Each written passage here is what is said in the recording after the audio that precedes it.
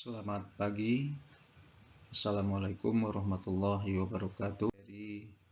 Tentang etika dalam bisnis internasional. Dalam etika dalam bisnis internasional, sekarang kita hidup dalam era globalisasi ekonomi, di mana kegiatan ekonomi mencakup ke setiap bagian di negara ataupun dunia yang terlibat tentunya di dalam pasar. Sekarang kita tentunya merasakan akibat pasang surutnya pasar ekonomis, sehingga menimbulkan konsekuensi dari sudut moral, baik itu menimbulkan akibat positif maupun negatif. Di satu pihak, globalisasi dapat meningkatkan rasa persaudaraan ataupun kesetiakawanan antar bangsa-bangsa ataupun negara. Dengan demikian, kita dapat melanjutkan tradisi perdagangan sejak dulu. Sudah ada tradisi perdagangan, persaudaraan atau kesetiakawanan antar bangsa-bangsa. Namun, pada segi negatifnya adalah globalisasi bisa saja berakhir dalam suasana permusuhan antar negara, karena mengakibatkan pertentangan ekonomi maupun perang dagang. Ini untuk kepentingan-kepentingan raksasa yang dipertaruhkan dalam perdagangan itu sendiri. Beberapa masalah moral yang khususnya berkaitan dengan bisnis taraf internasional, yaitu pertama adalah norma-norma moral yang umumnya pada taraf internasional. Yang kedua, masalah dumping dalam bisnis internasional. Yang ketiga, aspek-aspek etis dari korporasi multinasional. Keempat, masalah korupsi pada taraf internasional. Norma-norma moral yang umum pada taraf internasional menurut K. Berton berpendapat bahwa pandangan yang menganggap norma-norma moral relatif tidak bisa dipertahankan. Maksudnya, pandangan yang menganggap norma-norma moral relatif saja tidak bisa dipertahankan. Namun, norma moral yang bersifat absolut juga tidak bisa diterapkan dengan mutlak. Lalu, apa yang harus dilakukan bila di bidang bisnis norma-norma moral di negara lain berbeda dengan norma-norma yang dianut dengan negara-negara lain juga? Menurut Richard de Jos memberikan 3 jawaban untuk pertanyaan tersebut. Nah, jawaban tersebut merupakan satu, norma-norma moral yang umum pada taraf internasional. Pertama, menyesuaikan diri, harus menyesuaikan diri. Nah, ini menyelenggarakan kegiatan di tempat lain, artiannya menyesuaikan diri, menyelenggarakan kegiatan di tempat lain, yaitu bisnis harus menyesuaikan diri dengan norma-norma yang berlaku di tempat tersebut. Nah, dalam lingkup bisnis menyesuaikan diri ini, lingkup bisnis internasional tentunya, kita harus menyesuaikan diri dengan norma-norma etis yang berlaku di negara lain, di mana kita mempraktekkan bisnis, maksudnya dalam pandangan bidang moral, dipandang mengandung relativisme ekstrim. Nah, jadi menurut pandangan ini, norma-norma moral yang penting sebenarnya diberlakukan sama di seluruh dunia. Norma-norma non-moral lah yang bisa berbeda di berbagai tempat. Berarti kita harus menyesuaikan diri dengan norma yang ada di negara tersebut. Yang kedua adalah rigorisme moral. Nah, ini artiannya mempertahankan kemurnian etika yang sama seperti di negerinya sendiri. Menyesuaikan diri dengan norma etis di tempat lain, namun masih mempertahankan norma aslinya yang dirasa baik. Itu yang dimaksud dengan rigorisme moral. Pandangan rigorisme moral ini menerangkan bahwa kita harus berpegang pada norma-norma etis yang berlaku di negara kita sendiri, tidak peduli apakah norma tersebut berbeda dengan negara lain. Nah, itu rigorisme moral. Yang ketiga, imoralisme naib. Imoralisme naib ini, menurut pandangan imoralisme naib, bisnis di negara lain tidak perlu berpegangan pada norma-norma etis, karena hal itu akan merugikan posisi kita dalam kompetisi dengan pihak bisnis.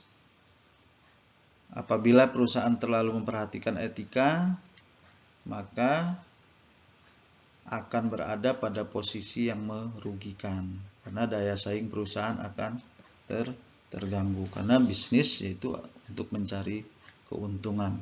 Nah, itu yang dimaksud dengan imoralisme naib. Yang selanjutnya adalah masalah dumping dalam bisnis internasional. Dumping merupakan menjual produk dalam kuantitas atau skala besar di suatu negara lain dengan harga di bawah harga pasar, dan kadang-kadang malah di bawah biaya produksi. Nah, motif di balik terjadinya transaksi dumping itu sangat banyak. Di antaranya adalah motifnya, satu, penjual mempunyai persediaan terlalu besar sehingga memutuskan untuk menjual produk yang bersangkutan di bawah harga saja. Motif yang lain adalah produsen berusaha merebut monopoli dengan membanting harga. Nah, dumping ini tentunya tidak etis karena melanggar etika pasar bebas. Nah, contohnya pada penjualan, contoh penjualan handphone dengan merek contohnya merek Xiaomi umpamanya, itu memiliki harga yang lebih murah di Indonesia dibandingkan harga jual Xiaomi di negara asalnya. Nah, itu salah satunya contoh dumping.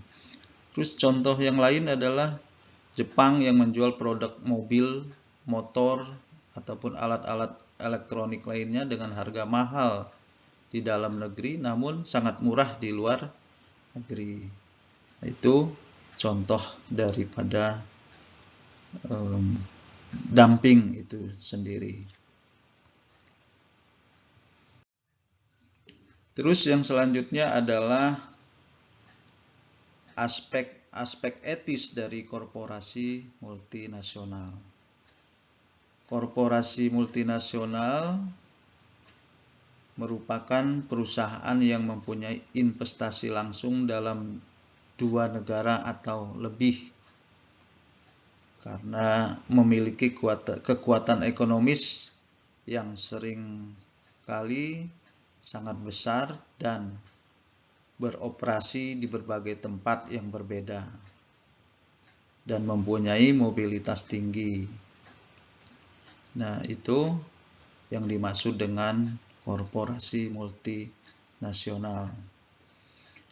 Nah, hal-hal yang dilakukan oleh negara berkembang untuk melindungi diri dari korporasi multinasional diantaranya adalah tidak mengizinkan masuk korporasi multinasional yang bisa merusak atau melemahkan suatu industri dalam negeri.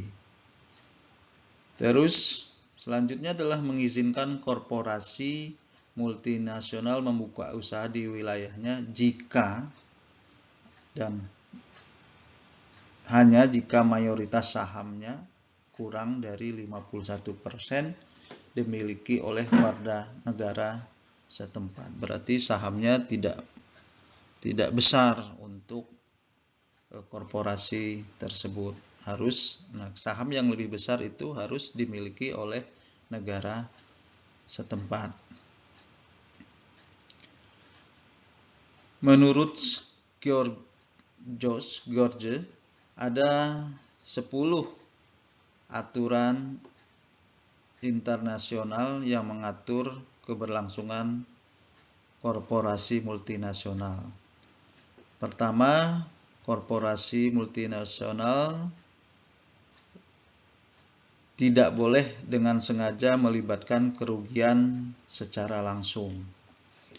Yang kedua, korporasi multinasional harus menghasilkan lebih banyak manfaat daripada kerugian bagi negara di mana mereka beroperasi.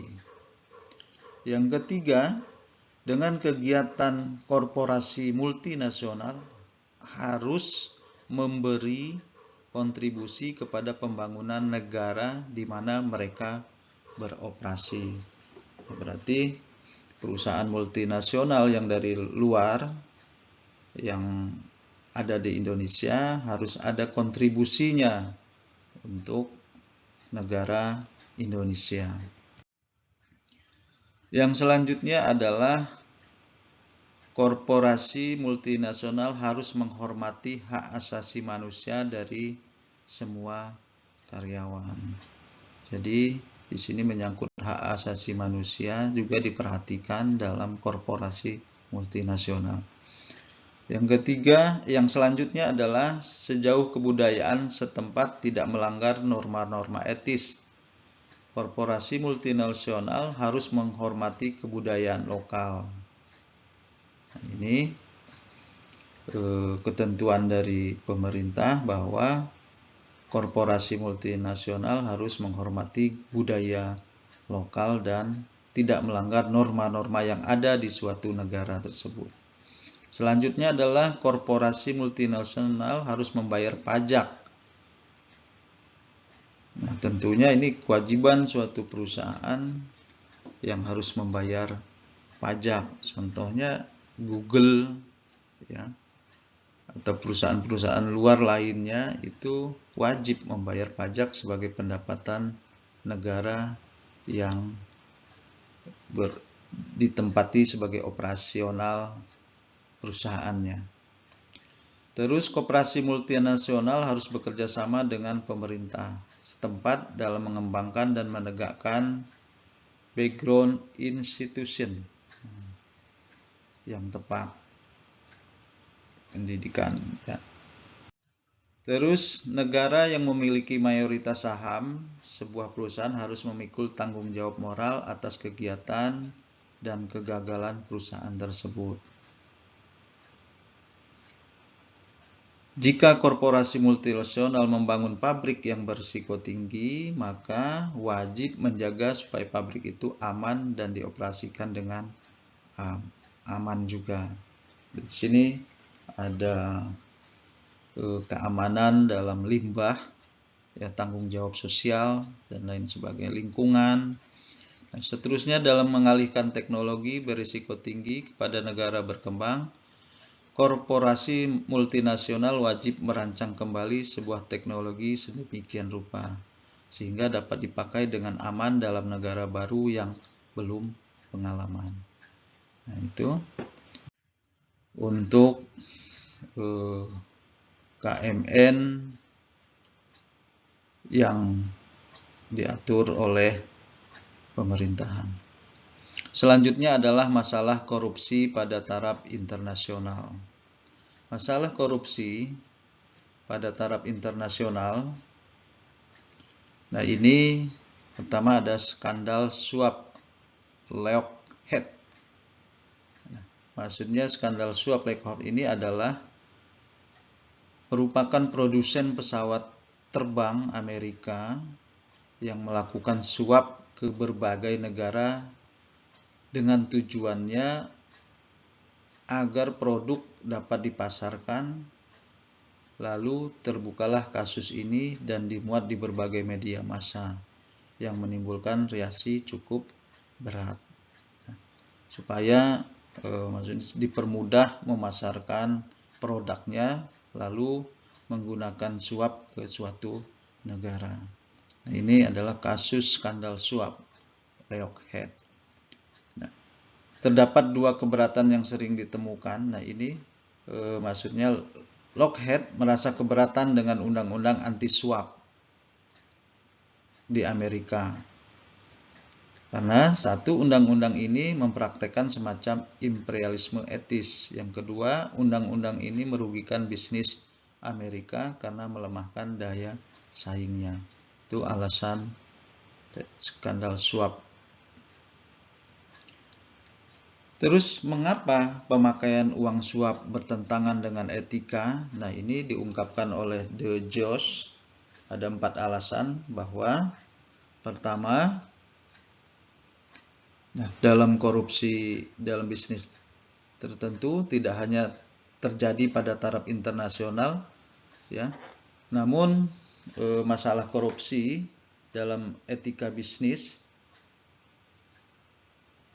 ini dapat menimbulkan kesulitan moral besar bagi bisnis internasional.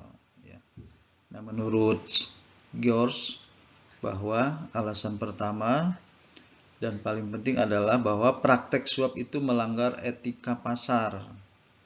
Kalau dalam dunia bisnis yang didasarkan pada prinsip ekonomi pasar, dengan sendirinya akan mengikat diri untuk berpegang pada aturan-aturan mainnya. Nah, pasar ekonomi yang merupakan kancah kompetisi yang terbuka, ini mengakibatkan bahwa harga produk merupakan buah hasil dari pertarungan pasar. Dengan adanya praktek suap, maka daya pasar dilumpuhkan dan para pesaing mempunyai produk sama baik dengan harga lebih menguntungkan. Nah, artinya tidak sedikit ya dengan praktek suap ini dapat mempengaruhi proses penjualan. Karenanya yang memberi ke suap maupun yang menerima ini tidak fair terhadap bisnis. Nah, ini merugikan pasar. Yang kedua adalah bahwa orang yang tidak berhak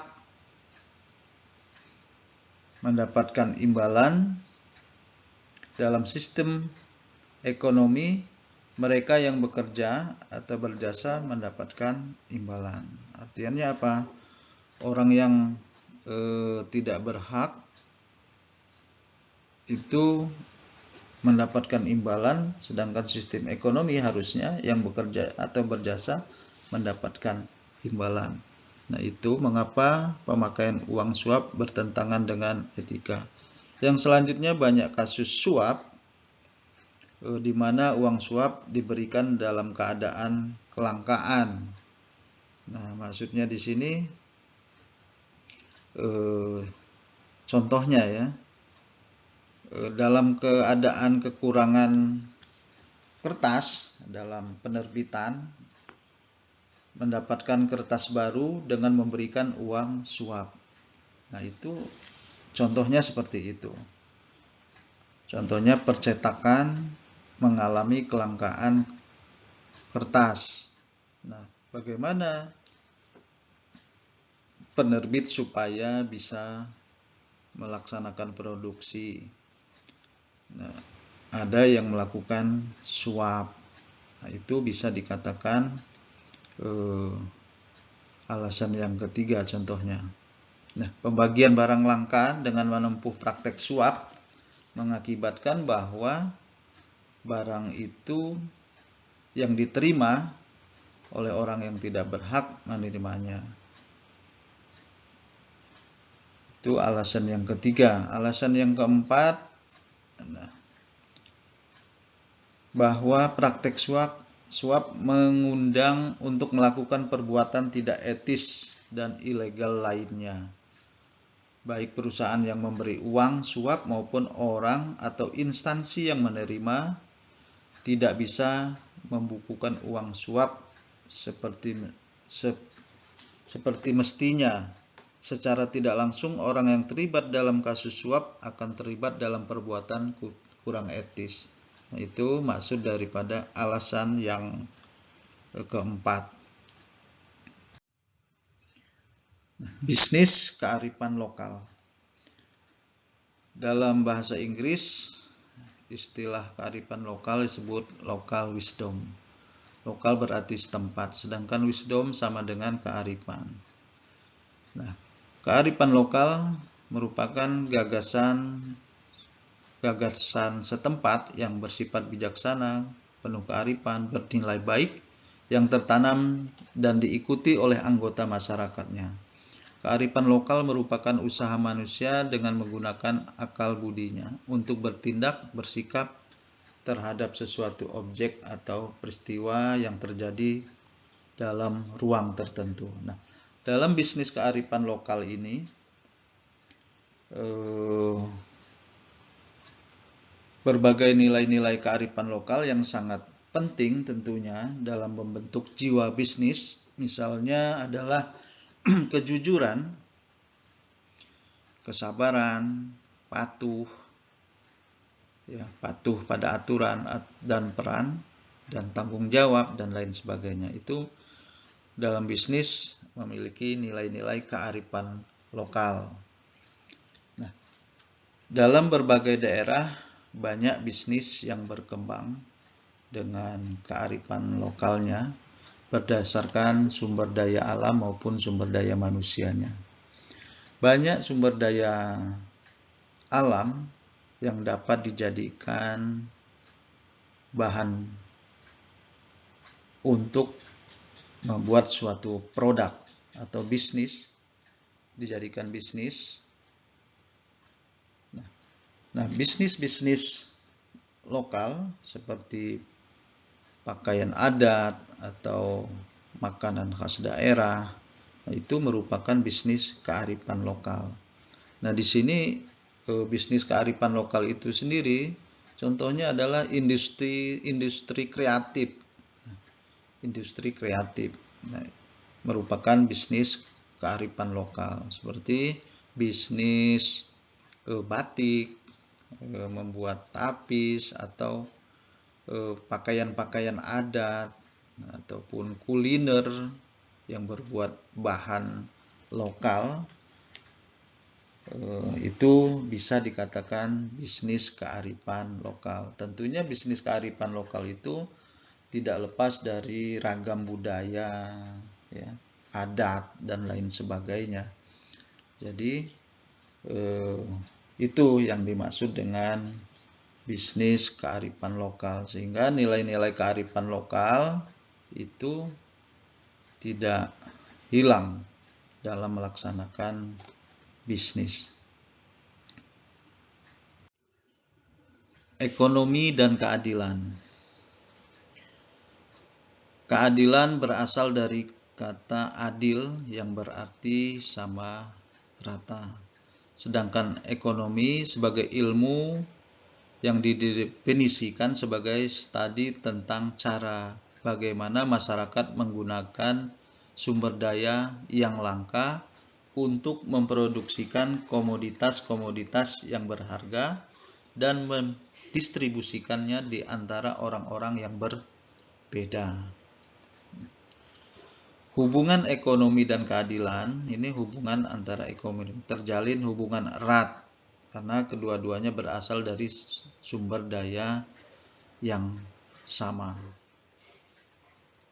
Nah, masalah keadilan atau ketidakadilan baru muncul jika tidak tersedia barang yang cukup bagi semua orang yang menginginkannya. Adil tidaknya suatu keadaan selalu terkait juga dengan kelangkaan. Nah, ekonomi dan keadilan selalu terkait. Keadilan menjadi kata kosong belaka bila tidak tersedia barang yang cukup untuk memenuhi kebutuhan masyarakat. Jadi, kelangkaan adalah asal-usul dari ekonomi dalam dua arti, tentang barang yang melimpah ruah dan tidak menimbulkan masalah ekonomi, dan tentang barang yang tidak melimpah ruah namun menimbulkan masalah ekonomi. Hakikat keadilan.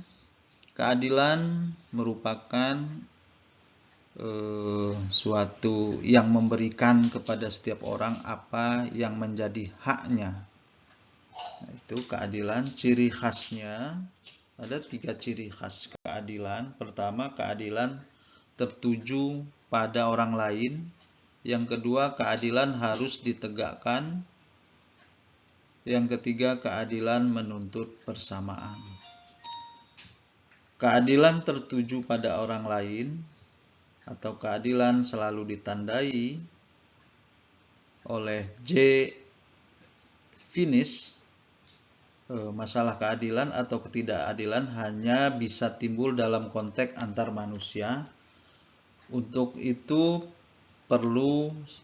diperlukan sekurang-kurangnya 2 orang manusia, yaitu keadilan tertuju pada orang lain. Yang kedua, keadilan harus ditegakkan.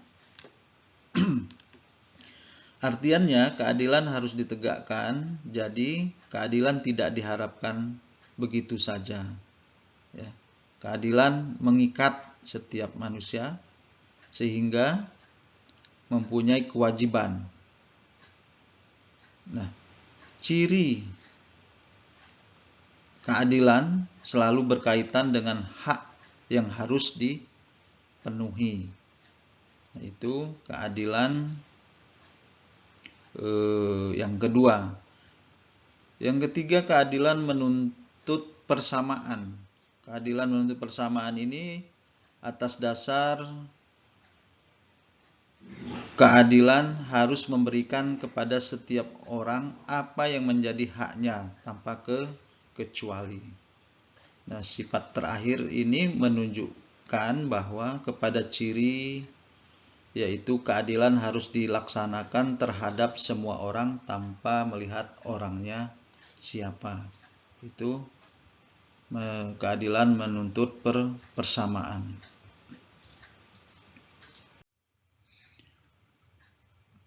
Pembagian keadilan. Pembagian keadilan di sini ada jenis-jenis pembagian keadilan. Pertama, pembagian klasik, pembagian modern, keadilan individual dan keadilan sosial, keadilan distributif pada khususnya, dan keadilan ekonomis. Nah, keadilan klasik di sini dalam filosofi pemikiran Aristoteles, dalam masalah keadilan dapat menyangkut kewajiban individu terhadap masyarakat. Nah, kewajiban masyarakat terhadap individu dan akhirnya kewajiban antara individu satu sama lain. Nah, ada 3 macam pembagian keadilan dalam pembagian klasik, yaitu pertama, keadilan umum. Keadilan umum ini merupakan keadilan para anggota masyarakat diwajibkan untuk memberi kepada masyarakat, yaitu secara konkret berarti negara yang menjadi haknya. Nah, keadilan umum ini menyajikan landasan untuk paham common good, kebaikan umum atau kebaikan bersama, dan menempatkan kepentingan umum di atas kepentingan pribadinya. Contohnya adalah kewajiban membayar pajak, wajib militer, membela negara, dan lain sebagainya. Yang kedua, pembagian klasik keadilan distributif. Nah, ini keadilan ini negara, berdasarkan keadilan negara. Harus membagi segalanya dengan cara yang sama kepada para anggota masyarakat. Nah, contohnya perlindungan hukum, tanda kehormatan, tunjangan bulanan untuk veteran, dan lain-lain. Nah, untuk melanggar keadilan distributif itu dikatakan, contohnya adalah nepotisme. Contoh untuk melanggar keadilan distributif itu salah satunya nepotisme. Terus yang selanjutnya keadilan komutatif. Keadilan komutatif ini berdasarkan keadilan ini, setiap orang harus memberikan kepada orang lain apa yang menjadi haknya. Nah, ini contohnya adalah perusahaan harus berlaku adil terhadap perusahaan lain. Dalam hal ini, perusahaan mengadakan perjanjian atau kontrak dengan perusahaan lain. Terus selanjutnya adalah pembagian modern. Nah, pembagian modern yaitu pembagian keadilan tentang etika bisnis. Itu dibagi 3. Keadilan distributif, pengertiannya sama dengan yang tadi, pembagian klasik. Yang kedua, keadilan retributif. Nah, ini berkaitan dengan terjadinya kesalahan. Hukuman atau denda yang diberikan kepada orang yang bersalah harus bersifat adil. Nah, itu untuk distributif, pembagian modern. Terus ada keadilan individual. Nah, ini keadilan individual dan keadilan sosial. Ini cara yang paling baik untuk menguraikan keadilan individual dan sosial adalah membedakannya dengan keadilan individual. Nah, pelaksanaan keadilan ini tergantung pada kemauan atau keputusan satu orang atau juga bisa beberapa orang. Nah, dalam pelaksanaannya tergantung dari struktur masyarakat di bidang politik, budaya, atau sosial ekonomi. Itu keadilan distributif, keadilan sosial, individual dan sosial. Teori keadilan berdasarkan prinsip material. Pertama, teori egalitarianisme. Yang kedua, teori sosialistis. Yang ketiga, teori liberalistis. Nah, berdasarkan prinsip-prinsip material terbentuklah beberapa teori keadilan. Pertama, teori egalitarianisme. Ini teori didasarkan pada prinsip pertama, yaitu bahwa kita baru membagi dengan adil bila semua orang mendapat pembagian yang sama. Nah, ini contohnya adalah pemberian THR yang sama untuk semua karyawan, pelayanan kesehatan yang sama untuk setiap warga negara. Terus teori sosialistis.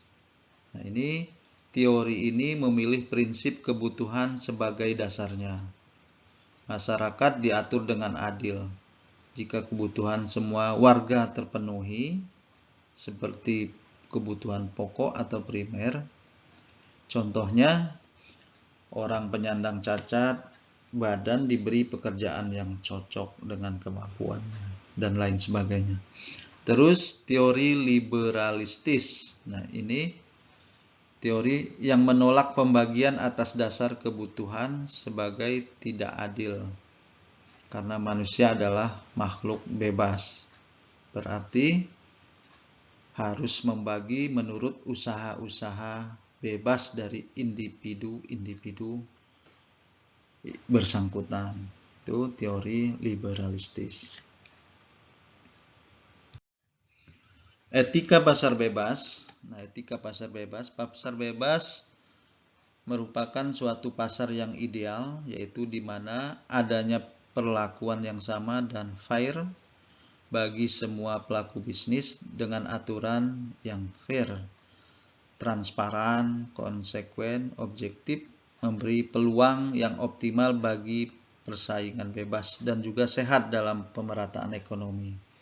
Nah, untuk etika pasar bebas tentunya tujuannya untuk mewujudkan bisnis yang baik dan etis, maka dibutuhkan perangkat hukum yang baik dan adil. Nah, peran pemerintah juga dalam etika pasar bebas, tentunya pemerintah yang bersih dan adil, secara konsekuen dan efektif menegakkan sanksi dan hukum bagi yang melanggar. Keunggulan moral pasar bebas. Yang pertama, sistem ekonomi pasar bebas menjamin keadilan melalui jaminan perlakuan yang sama dan fair bagi semua pelaku ekonomi. Yang kedua, ada aturan yang jelas dan fair, dan karena itu etis. Aturan ini diberlakukan juga secara fair, transparan, konsekuen, objektif. Terus pasar memberi peluang yang optimal, kendati belum sempurna, bagi persaingan bebas yang sehat dan fair. Yang selanjutnya, keunggulan moral pasar bebas dari segi pemerataan ekonomi. Pada tingkat pertama, ekonomi pasar jauh lebih mampu menjamin pertumbuhan ekonomi. Selanjutnya adalah pasar juga memberi peluang yang optimal bagi terwujudnya kebebasan manusia. Keunggulan moral pasar bebas.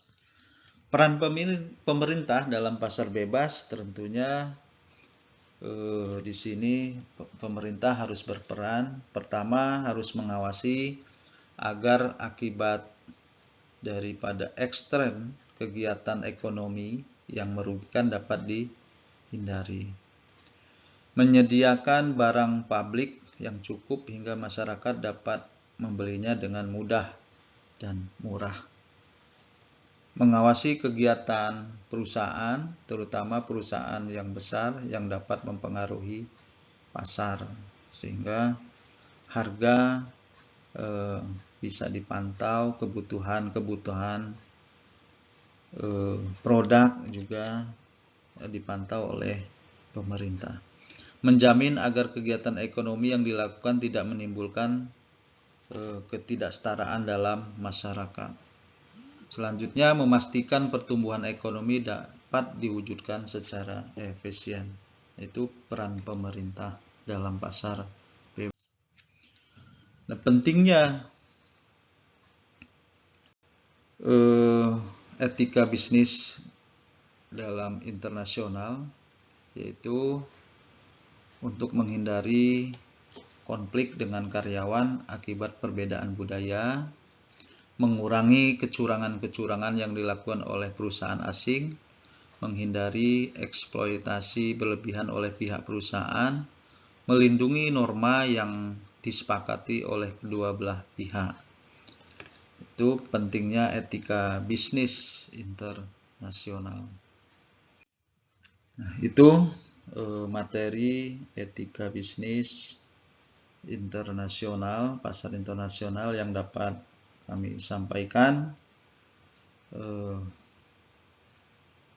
Semoga apa yang dapat saya sampaikan dapat bermanfaat. Saya tutup dengan terima kasih. Alhamdulillah. Wassalamualaikum warahmatullahi wabarakatuh.